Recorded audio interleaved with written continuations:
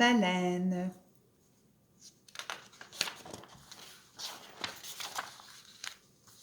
Madeleine aime beaucoup l'hiver. L'hiver, Madeleine pratique son sport favori, la motoneige. Sa motoneige est beige. Alors, Madeleine, c'est une petite fille. Elle aime beaucoup l'hiver. Elle pratique son sport favori, la motoneige. Alors, motoneige ici, c'est snowmobile. Okay? Sa motoneige est beige, ça veut dire que la couleur de la motoneige est beige. Alors, beige, c'est la même chose en anglais, on dit beige. C'est la couleur ici.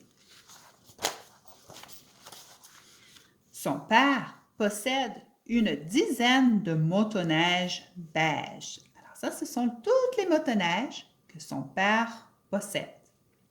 Alors, on peut compter, il y en a 10, une dizaine, il y a 10. 1, 2, 3, 4, 5, 6, 7, 8, 9, 10.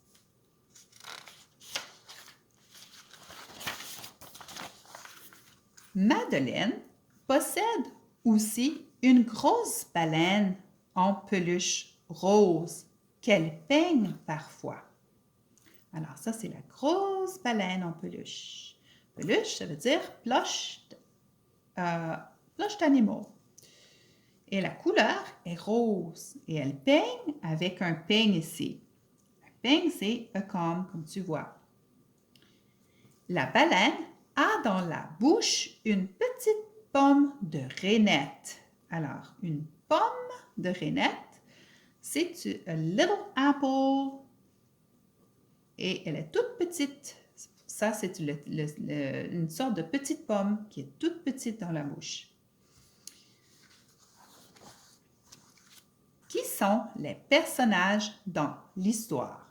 Alors ici, tu vas répondre aux questions de la baleine. Il va falloir que tu répondes avec des phrases complètes. Par exemple, pour répondre à la première question, tu vas écrire les mêmes mots de la question. Tu vas répéter les mots. Alors, pour répondre à cette question, on commence « Les personnages dans l'histoire sont ». Et là, tu vas chercher dans l'histoire qui sont les personnages. Personnage, ça veut dire « Who are the people in the story ». OK? Alors, la petite fille, ici, comment elle s'appelle? Madeleine. OK?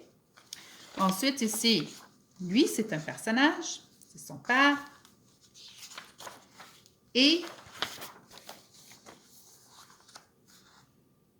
c'est tout. Parce que la baleine n'est pas un personnage. La baleine est une chose. OK? Alors, tu vas dire les personnages dans l'histoire sont Madeleine et son père. Et tu vas commencer ta phrase avec une lettre majuscule. Et tu vas terminer ta phrase avec un point. Alors, deuxième question. Quel est le sport favori à Madeleine? Alors, pour répondre à la question, tu vas dire « Le sport favori à Madeleine est… » Et tu vas trouver la réponse dans le texte. Le père à Madeleine possède quoi? Alors, tu vas répéter la même chose. Le père à Madeleine possède, et là, tu vas dire qu'est-ce qu'il possède. Et tu vas retourner au texte pour voir la réponse. Qu'est-ce que Madeleine possède? Madeleine possède quelque chose. Possède, ça veut dire to have.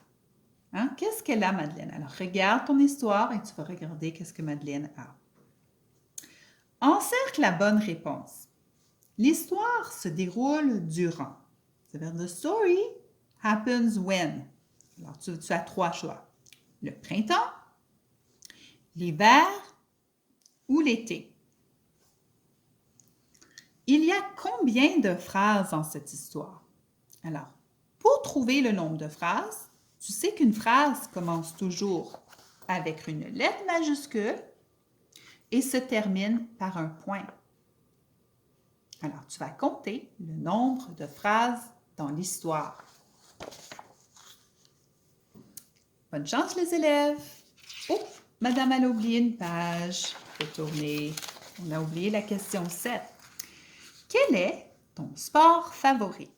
Alors ça, c'est ton sport que tu aimes le plus. Compose une ou deux phrases qui expliquent pourquoi ce sport est ton sport favori. Alors, par exemple, madame aime beaucoup le ski. Alors, je vais écrire « J'aime beaucoup le ski. Parce que j'aime beaucoup la neige et glisser avec mes skis. »